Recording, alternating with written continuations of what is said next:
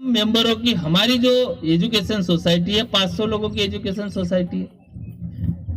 ज्यादातर हम जिस समाज में रहते हैं उन समाज की परिस्थितियां ऐसी है कि 5 लोगों में आपस में बन पाना मुश्किल होता है। 5 लोगों में आपस में हमारे बीच में म्यूचुअल अंडरस्टैंडिंग नहीं बन पाती, हम आपस में नहीं बन पाती। अब ये म्यूचुअल अंडरस्टैंडिंग हम 500 लोगों के बीच में कैसी बनेगी, ये एक सवाल है ना, सबसे बड़ा कि 500 लोग जो मेंबर होंगे और वो भी आजीवन मेंबर होंगे, ऐसा भी नहीं 1 साल 2 साल के लिए, आजीवन है, सालों साल है, और हमको अच्छा स्कूल बनाना भी है और उसको चलाना भी है, और ये 500 लोग मिलकर चलाना है। अब वो इसमें हमारी म्यूचुअल अंडरस्टैंडिंग बनेगी क्या, ये एक सवाल है। तो म्यूचुअल अंडरस्टैंडिंग बनाने के लिए हमने इसमें प्रोविजन किया। तो म्यूचुअल अंडरस्टैंडिंग बनाने के लिए प्रोविजन क्या किया, तो हमने ये देखा कि म्यूचुअल अंडरस्टैंडिंग क्यों नहीं बनती है। एक तो प्रॉफिट, पैसे की वजह से हमारे आपस में नहीं पड़ती, चाहे कोई सोसाइटी हो। और दूसरा होता है पावर, है ना, कि किसी के पास में अगर पैसे का लेन देन है और पैसे का अगर बंटवारा बराबर नहीं किया तो उसमें हमारा गड़बड़ होता है। तो इसमें हमने पैसे का मामला ही नहीं है, क्योंकि नो लॉस नो प्रॉफिट में चलेगा, क्योंकि इसमें से हमको प्रॉफिट निकालना ही नहीं है ना। हमारा फीस उतना ही रहेगा जितना मिनिमम रिक्वायरमेंट है। इसका डेवलपमेंट के लिए हमको क्या करना है, तो हमको लोगों के बीच से कलेक्शन करना है, इसमें प्रॉफिट नहीं होगा ना, नो लॉस नो प्रॉफिट में इसको चलाना है। दूसरा मामला होता है पावर। तो पावर का कैसा है कि ये भी सोसाइटी जिस तरह से हमारी सोसाइटी है, बाकी सोसाइटी में भी 11 लोगों की या 21 लोगों की एक कार्यकारी मंडल होता है। तो हमने इसमें 11 लोगों का कार्यकारी मंडल चुना, है ना। अब वो 11 लोगों का जो कार्यकारी मंडल होगा वो 5 साल के लिए चुना जाएगा चुनाव के द्वारा, और वो 5 साल फोर्स में रहेगा। मतलब 5 साल तक पूरा स्कूल और पूरा सिस्टम उनके पास में रहेगा, 5 साल उनके पास में रहेगा पूरा सिस्टम। मतलब वो 500 लोगों का पावर उन 11 लोगों के पास है, वो पावरफुल है, जिसको चाहे उसको वो दे सकते हैं, जिसको चाहे वो भगा सकते हैं, सारी चीजें उनके पास में, है ना। और यही होता है। और फिर वो कमेटी क्या करती है, जो 11 लोग जो हम चुनेंगे चुनाव के द्वारा, तो बार बार चुना होगा, तो हर 5 साल में जब चुना होगा तो हम क्या करेंगे, चुनाव के दौरान हम ग्रुप बनाएंगे, अलग अलग ग्रुप बन जाएंगे, हमारे जाति के आधार पर, धर्म के आधार पर, एरिया के आधार पर, कोई आधार पर, पीने के या खाने के आधार पर भी ग्रुप बनते, है ना, इस आधार पर भी ग्रुप बन जाएंगे। तो ऐसे ग्रुप बनाएंगे तो हम ग्रुपबाजी का शिकार बन जाएंगे। जब ग्रुपबाजी का शिकार बनेंगे और ये ग्रुप अगर सत्ता स्थापित कर दिया तो सोचेगा बार बार करे, बार बार रहे, और फिर वहां से किसी की उपेक्षा होगी या किस पर न्याय होगा, किसी के साथ अन्याय होगा। तो ये जो दिक्कत है इसको दूर करने के लिए हमने इसमें एक सिस्टम बनाया कि जो स्कूल को जो संचालित करेगा, वो स्कूल को संचालित करने के लिए हमने एक समितियां बना दी, और हमने अपने बायलॉज में लिख दिया कि जो कार्यकारी मंडल है कोई भी सोसाइटी का उपक्रम चलाने के लिए उपसमितियां बनाएगा और उपसमितियों को संपूर्ण अधिकार बहाल करेगा। मतलब सोसाइटी का जो कार्यकारी मंडल है सिर्फ सोसाइटी का है, लेकिन उपक्रम चलाने के लिए उसको उपसमितियां बनाना है, उसको संपूर्ण अधिकार बहाल कर देना है। मतलब जो उपक्रम जो होगा वो समितियों के अधीन होगा, कार्यकारी मंडल के अधीन नहीं होगा। कार्यकारी मंडल के अधीन क्या होगा, सिर्फ ओनली सोसाइटी होगा, है ना। जो काम होगा वो उपसमितियों से होगा। तो इस तरह से हमने यहाँ पर उपसमिति की रचना किया। तो इसमें उपसमितियां होगी हमारी 5 उपसमितियां होगी।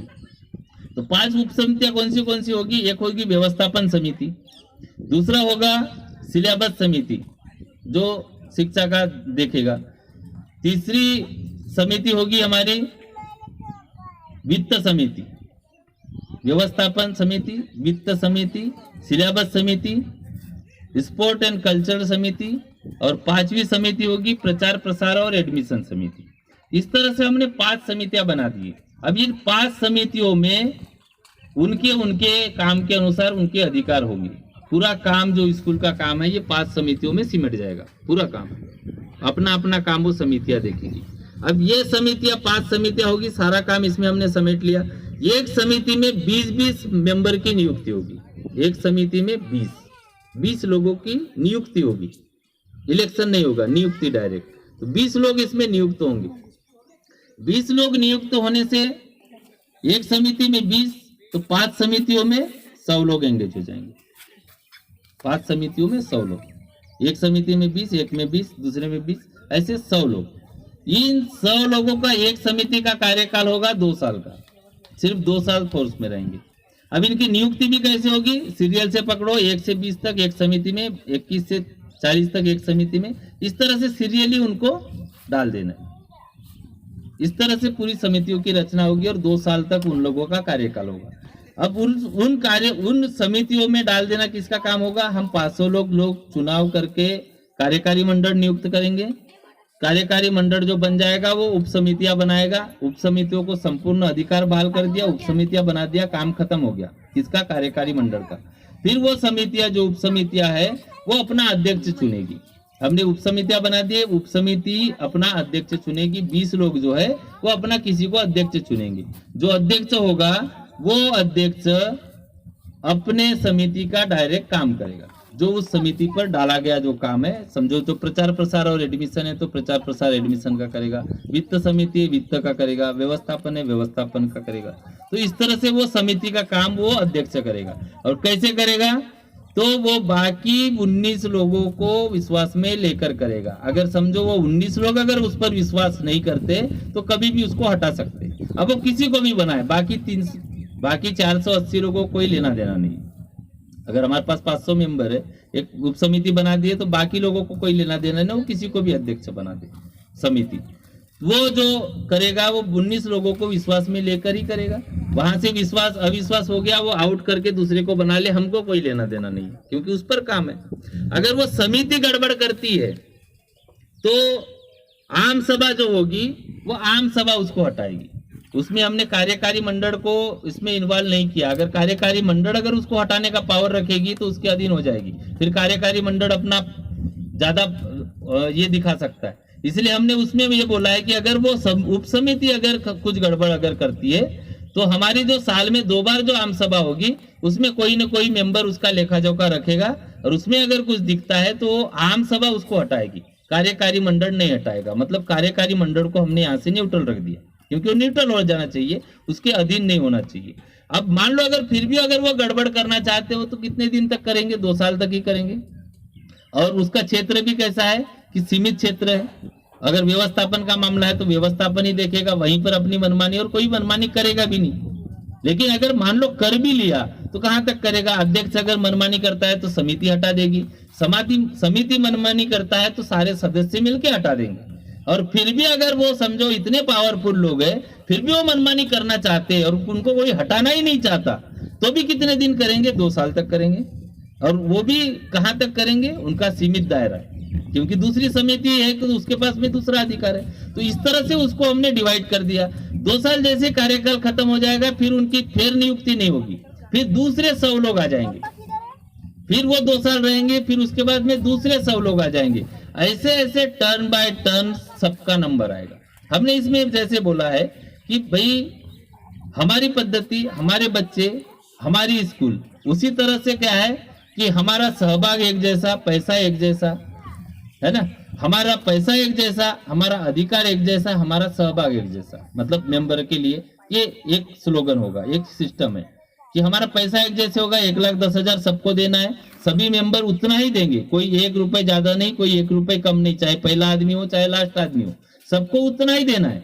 सबका पैसा एक जैसा होगा, सबके अधिकार भी एक जैसे होंगे और सबकी सहभागिता भी एक जैसी होगी। उसमें किसी का कम नहीं, कोई ज्यादा नहीं, कोई पहला आदमी हो, कोई लास्ट आदमी हो, कोई फाउंडर हो या कोई लास्ट वाला हो, सबका अधिकार एक जैसा है। सबका वो बायलॉज में ही डाल दिए हमने कि सबका अधिकार एक जैसे होना चाहिए। तो इस तरह से ये सिस्टम बाय सिस्टम चलते रहेगा, टर्न बाय टर्न। अब इसमें क्या होगा कि मान लो कोई अगर बहुत बड़ा पढ़ा लिखा हो, कोई अनपढ़ हो, कोई पैसे वाला हो, कोई गरीब हो, कोई जानकार हो, कोई एक्टिव हो, नॉन एक्टिव हो, सारे लोगों को 2 साल स्कूल चलाने के लिए मिलेगा। किसी न किसी उप समिति पर आपकी नियुक्ति होना है, उस उप समिति में आपको 2 साल काम करना है। आप काम करो या ना करो, आप उसमें किसी भी मुद्दे पर सर हिलाओ या कुछ भी करो, लेकिन सोसाइटी ने बोला कि सबका सहभागिता एक जैसा, आपका अधिकार आपको दे दिया गया। अब 2 साल का अधिकार आप अपने अधीन काम करो या आप किसी के अधीन काम करो, लेकिन आपकी कोई उपेक्षा नहीं होगी। तो इस तरह से इसमें सारे मेंबर को एकजुट या उनके अधिकार उनको दे दिए गए, जिससे हमारे बीच में जो म्यूचुअल अंडरस्टैंडिंग है वो बनी रहे और हमारे बीच में काम चलते रहे। अब जो काम जो होगा तो उस काम के लिए हमने बोला है कि काम को हमने बना दिया है कि भाई क्या क्या काम होगा, सारे लोग मिलकर आम सभा के माध्यम से 6-6 महीने में वो काम को डिसाइड कर लेंगे कि हमको क्या काम करना है, और हमारा थीम पहले से बना है कि हमको क्या करना है, कैसे करना है, क्या होगा, स्पोर्ट होगा, ये होगा, वो सारी चीजें। तो हमको फैसिलिटीज पर ही काम करना है, हमारा स्टाफ होगा, वो स्टाफ काम करेगा, हम ये समितियां सिर्फ उन पर देखरेख करना है और डिसीजन लेना है, सिर्फ उनका यही काम है। लेकिन हमारे बीच में म्यूचुअल अंडरस्टैंडिंग बने, इसलिए हमने उप समिति का निर्माण किया। तो इस तरह से इसका सिस्टम रहेगा। तो इसमें हमने सारे सिस्टम को आपके सामने रखा है कि भाई हमको स्कूल की जरूरत क्यों है, फिर हमारे स्कूल में क्या होगा, फिर स्कूल के लिए पैसा कैसे आएगा, और फिर हम मेंबरों के बीच में आपसी म्यूचुअल अंडरस्टैंडिंग है, इसका संचालन कैसे होगा। ये सारी चीजें मैंने आपके सामने 1 बाय 1 रख दिया हूँ कि इसमें क्या क्या होगा, कैसे होगा। अभी इसमें दूसरी बात ये मैं बोल रहा हूँ कि भाई अगर हम इस काम को करते हैं तो इसका लॉन्ग टाइम परिणाम क्या होगा, मैं